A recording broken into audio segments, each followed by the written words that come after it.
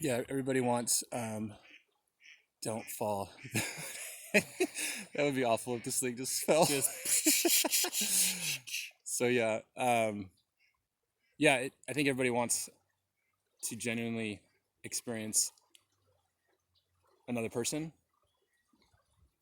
and so this creates a way for me to actually do that with people. hmm I could see you. So yeah, bend the tree to your will. up in the trees with Luke, 6 feet apart. We found a tree that splits. This is fun.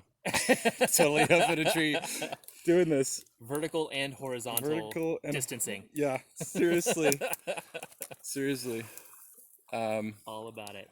all about it. So here we are. We're in some trees at Hag Lake, chilling. Almost literally. Yeah. Um, Chilly day. you were talking about climbing trees is your jam. Yeah. It's my zen. It's your I zen. love it. Did you climb trees as a kid and that's just like, I started in my teenage years. I'm in high school. I think I discovered climbing in general at summer camp. oh yeah, Best place to discover new things, yep, yeah, learn about yourself. yeah, that's so true. There's no TV. That's the Right. best part about summer camp. There's no TV. You are the TV show. Yeah, no media, No media. just friends. Yeah, dude. Oh man, it is heaven. Seriously. But yeah, and that was one of the things that I took with me, I guess, about myself. And I don't know, I like it because it's an individual challenge. It gives me a new perspective on a space, Yeah. kind of seeing it from that angle. Yeah. And it's also kind of fun because oftentimes people don't know you're up there. Yeah, it's true. People like walk underneath and you're just like Make nobody. some weird sounds or something. Like, what was that? Yeah. It's also fun too when people I make like an animal noise and then people make noises back and then we get in this little call and response, different animal kingdom conversation. Animal Kingdom. Yeah, That's cool, man. yeah. So they let you climb trees at camp. No, we just climbed the wall. It Oh, was like, you had like a rock wall. yeah, we just had like a standard Yeah. thing. Did they have a challenge course there? They had a low ropes course Okay. and then like an alpine wall with a zip line. Okay. Yeah, that was the only high thing.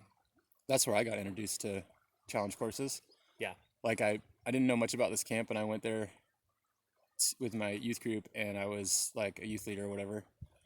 And it was like in the fall. We got there when it was dark and somebody like another leader guy like brought out his harness and he's like, "Yeah, we're gonna do the challenge course tomorrow." And I'm like, "What is a challenge course? And why do you have a harness? What's going on here?" What's about to happen? And I remember having this feeling of terror. Mm. Like that sounds so scary. Right. I don't think I could do that. It's such an ambiguous and ominous name. Yeah. Challenge course. Yeah. Like what? Yeah. And then I saw this thing and I'm like, no way. There's no way. And then now I do it for a living. Build them and Right, yeah, so it's just interesting like where life takes you, especially with stuff that you're terrified with and then it turns into like just something you do. A passion. Yeah. Yeah. When I was actually in high school, I had this idea of like I was really into fitness and like how to work the body really hard and motivate myself to do it. And I was like, what if I built these obstacle courses and there was teams and I could call it Team Obstacle and we all had jerseys and you'd meet and you'd go through these obstacles together and I had all these drawings and designs for different things to do. And then I remember thinking, oh, but if I do this, I'm gonna have to talk in front of people. Because I was super shy kid, like Really? super shy, yeah. Yeah. Wallflower, like didn't talk to anybody at school, terrified of girls, just Yeah. the total shy kid. I finally came out of my bubble at the high school reunion. Everyone's like, Jason? Wait, you're Jason? You're like the best dancer here. I won like the best dancing trophy. You never see me at a dance in high school. Yeah. No way. Oh, I was the same. Yeah. So it's interesting, and then now like there's that's a thing, obstacle courses and like talking. Now I talk in front of like it's, but at the time I was like, nope, Right. no way. And then it makes you think like, what is in my future now that I'm terrified about that maybe like in 5 or 10 years I'm gonna be rocking. Right. So it's like our potential is, I don't know, all in our head. Right. Yeah. Yeah. Have you had anything like that where you're like, oh man, nope, I'm not gonna do that, and then now you do it all the time, or you know? I mean, I kind of think that's yeah, that's where I am with work. You know, I for the longest time I told myself I was never going to be in an administrative position, like never going to do paperwork. I hated filling out forms. Yeah. I still kind of do. Yeah. I Yeah. hate paperwork. Not gonna lie. Not gonna lie. And yeah, it was never something that I wanted to spend my time doing. But like now, I'm like creating forms for places and like encouraging all these other sites to like get better with their organization and their tracking of things. Yeah. I'm like creating systems to Yeah. help enhance that. So like the thing that I loathed and hated, I've now like created this whole other system for other people to use and encouraging them to use it. Yeah. Right. Have you found like a way to make it fun? No. No. Okay, it's not fun. It's still paperwork. Still paperwork. No, it still sucks, but Yeah. it sucks less because it's not like stacks and reams and boxes and notebooks and all that jazz. It's all digital and Yeah. whatever. So it's, I think that's Have you found like better, but yeah? Have you found like you just created better ways of doing it to keep yourself sane? yeah. I think I'm constantly asking myself like, what do I hate about this, Yeah. and how can I eliminate that part of it, Yeah. or reduce it, you know? Yeah. How can I make this faster? How can I make it more efficient so I'm not spending so much time doing this paperwork stuff? Yeah. Um, The digital, I think yeah, I've noticed when I made everything digital. for sure. Yeah, Yeah. yeah, Way more accessible. changer. Yeah. Big, huge game changer. It took a bit to transfer it to digital. right. Took a long time. It was like Yeah, writing a master's thesis or something. It was that daunting. But I knew once it was done, I was like, oh, this is butter. yeah, This is so butter. yeah. Yeah. Easier to organize, Yeah. easier to access, easier to use. Yeah. And Just tracking all is around. Yeah. like super helpful. Why paper exists in this day and age, I don't know. Seriously. I wonder if there's any charts like when the internet came out, like how much less paper we were using, like how much less trees we were using. If there's a significant difference. Yeah, I don't know. I feel like a lot of places though have come up with more excuses to use paper. Mm. I don't know. Big corporations and whatnot centered on TPS reports and TPS. I don't even know what that is. TPS. What is a I TPS report? don't even know. I just remember from The Office. Yeah, right. That's what I was The thinking. TPS Cover report. letter on all our TPS reports. So about that. I'm gonna need you to. Yeah, I know. It's like I have 8 bosses. Did you get the memo about memos? Yeah. We just send fewer memos. It was in a memo. It was in a memo. You were talking about your passion with summer camp and like wanting to start one. Mm-hmm. What is it? What is the heart of it that you're like, this is gold for you? I mean, I kind of think it's where you started with this. That people want more reasons and ways to connect with people, and I think camp is a great way to do that. You know, we talk about summer camp, but like I'm thinking year-round camp, and usually it's applied to kids, which is great, but I want to expand it into like full age range Yes. adult program. Adult camp. Right. How much fun would that be? Yeah. Take a long weekend, Yeah. go like throw socks at each other. I don't know. Like make weird crafts and Yeah. have whatever conversations, play games. Be big kids. Yeah. Just be big kids. We lose that growing up. Yeah. That's sad. Yeah. When I saw that movie Tag, I haven't seen it. okay, it's a bunch of adults that still play tag. They've been playing tag since they were in like middle really? school or whatever. It's just straight up tag. There's it's like don't need to go into the whole thing of it, but like there's a phrase that keeps coming up in the movie. You gonna get old or you gonna keep playing? You're gonna get old or are you gonna keep playing? And that's the question. Are you gonna keep playing or are you gonna get old? I love that. And that's what gets them back in the game. Oh, dude. Are you gonna play or are you gonna get old? Yeah. And I think what that means for me is like it doesn't matter, like your age isn't a thing. in regards to your experience of life. It's just whether or not you want to keep playing. And I like that way, the attitude of play. Like you can apply play to whatever you're doing, Right. as opposed to like, oh, I got to do this and I got to be good at this, or you could just play with it. Mm-hmm. That's way more Just try it out. fun. Yeah. Like I'm just playing. Yep. I like that. Light expectations. Yeah. Which, Not no expectations. yeah. Because I want to have fun. Well, I think the irony with that But- is you actually go further with it. Yeah. Yeah. That's cool. Yeah. Do you think, like, what? Okay, there must be a reason or a purpose why, an important purpose of that, like, getting old part of, like, or being an adult or adulting. Like, there's some aspect of that kind of needs to happen, but I don't think it needs to be, like, what, do you think there's a sweet spot with it, I guess is what I'm saying? Like, maybe being, like, a responsible kid? Yeah. I think there is. I think I'm constantly searching for it. Kind of playing with that balance of like, yeah, being an adult and adulting, Yeah. but also not fully committing to that like growing old idea. You know, Yeah. the traditional idea of what an adult is being. I think maintaining play is responsible Ooh. throughout your life. Because when you lose that joy, that energy, then how much are you still living? Oh, man. That's a gut check. That's a gut check. For me too. Yeah. That's kind of what we promote in our facilitation Right. too. Yeah. I guess that's kind of the unique niche of our network of what are we? Peers? We're peers, right? When you have people in the same industry that do the same thing. Yeah. So like our peer group is all about being big kids together. Yeah. How to play nice as adults Yeah. in the corporate world. Seriously, I think that's kind of it. Yeah. Man, we're lucky. Sometimes I forget how lucky we are. I mean, we could have a different job. I couldn't do it. Like sitting in an office. Like we're in trees right now. This is like our play. Right, This is yeah. our norm. Yeah. This is our office. In trees. that's man, I'm not grateful enough. That's what I'm realizing too. Like this whole like slow down thing and like really looking at my life. It's like, man, I have it really good. Yeah. Why do I get so down? Like, and then I get down on myself for getting down on myself. And then it's like a perpetual cycle. Yeah. So I'm learning like self-compassion. Like it's okay, it's fine. Just take time to really reflect, like get new perspective. Like you're saying, climb a tree.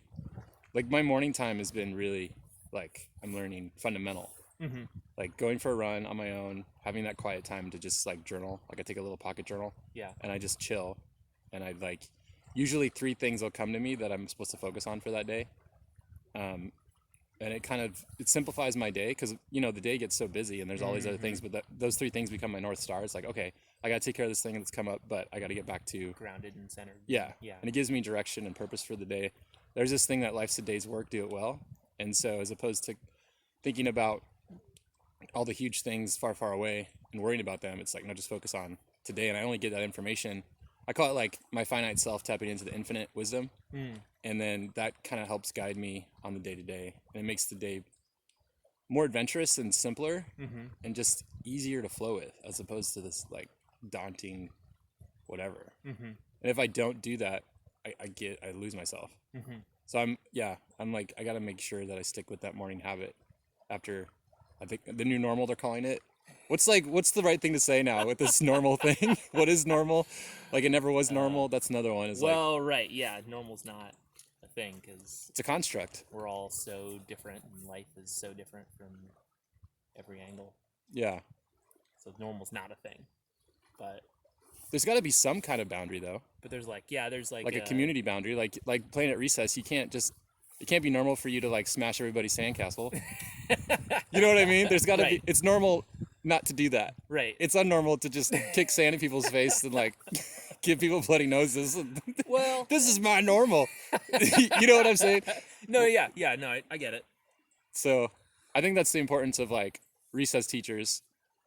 You know, they're like, do what you want, kids, but you know, tweet. All right, Billy. What'd you learn? Go sit down for a second. I think that's different though. Like that's different than normal. Like there's there's what's okay. Like there's how we should interact with each other and how we shouldn't. Yeah, what is that? You think that's absolute? Do you think that's innate? Or do you think we construct that ourselves too? To some degree, yeah. Like we're all human and we all have the same base value and should be treated to the same level of respect You think so? in so many ways. Do you think there's a few psychopaths though? Like people that just don't think that way? Well, I mean, yeah, I mean, like our brains are all different in how we're processing and perceiving things and interacting with the world. But I think even people that have a different balance like that are still trying to do what they think is right. As weird as that sounds. Like, I'm not saying that that's an excuse to, like, wash away their behavior, but I still think that they're, like, trying to live life the way that they think it should be lived. Yeah. Huh. Yeah. Do you think there's a common denominator? Like at least something to be like, okay, everybody, let's at least treat each other this way. Yeah. Yeah. And, like, people that aren't born with that understanding should be approached with the idea that, like, they want to be there. They're just not set up, they're not given the tools to understand that in the same way that we do And I think at birth. circling back to summer camp, I think those lessons are like exponentially learned at summer camp Mm. because everything's direct, like everything's instant. Uh-huh. Like you can't make that choice. You're hurting people Right. when you throw rocks at that wasp nest above those kids. Yeah. Do you like that? That's something that actually happened at camp, and it's like, do you realize what you're doing? Yeah. And they're like, what? Oh no, oh, and Right. yeah, Yeah. and it's not just this like video game digital life where there's no direct association Right. with your actions. Yeah. Summer camp is like your action and choices, like you see. Have real world effects. Yeah, Yeah. and I think that's invaluable, Yeah. and we lose that living in these boxes. I think Yeah. like sleep in a box, drive in a box, work in a box, drive back home to your box, Yeah. Yeah. sleep in your box. Yeah. That's what I love, like adventure van life. Like it forces me, like my winters growing up were like I would get that seasonal depression Mm. and I would definitely hibernate. And so going adventure van forced me to be in a new place with new people pretty much every day. Yeah. And that was super beneficial. Like it kept that muscle, that social muscle, that interaction muscle. I see you through the branches, trying to find a place to have your head comfortable with the branches. Yep. And I think if you go too far without interacting with people, which is interesting with this whole virus, you kind of lose that muscle, and it could be intimidating. Like, oh, I got to interact with that person. That's scary. Yeah. Or you kind of forget how it's awkward. But like at camp, like I remember every summer, the first week of training, it was awkward to sing in front of people or do skits. Right. And then you totally get in the jam and all you want to do is sing the fun songs, do the fun skits, and it's just a thrill. Skits were my favorite. Oh, dude. I got to a point with skits where I got upset, like, these aren't being recorded. And I remember getting really mad. And I was like, there's so many funny moments not recorded. Yeah. This is like a tragedy. Like, I was so upset. And then I justified it with like, okay, well, because I believe like in eternity. And I'm like, okay, well, it's all on file somewhere. So at some point in our eternal journeys, we all get to sit down in this like movie theater on a cloud or something, I don't know, and watch all the funny things we did. Like, remember that skit we did? Let's watch it. Let's pull it up. So that made me feel better. I was like, okay, we don't have to record everything. Yeah. I also got upset that I was having so much fun that I couldn't sleep. I would go to bed at like 3 a.m., wake up at 6, and do it all over again. And I'm like, I am having so much fun that it's affecting my sleep. I just want to go to bed so I can enjoy this more even. Isn't that a weird thing to be upset about? Like, that's a good kind of, the problem. Right. Yeah. Yeah. It's an These are healthy problems. excellent problem to have. Yeah. How do we do that? How do we live a life like that without summer camp? Think it's possible? Can you create your own lifestyle that keeps you in that kind of jam? I think so. I mean, it's hard to That hard connect. to say, I guess, because life happens so differently for so many people, even within the same community, let alone around the world. You know, so like, it's one thing for me to say, "Oh yeah, that's totally possible for me," and maybe you too, to cultivate that within our own lives. But we have very different opportunities and privileges from other people. Yeah. You ever feel guilty about that? Sometimes.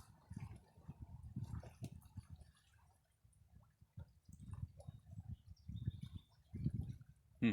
Yeah. Hmm. Now I feel guilty. Thanks, Luke. No.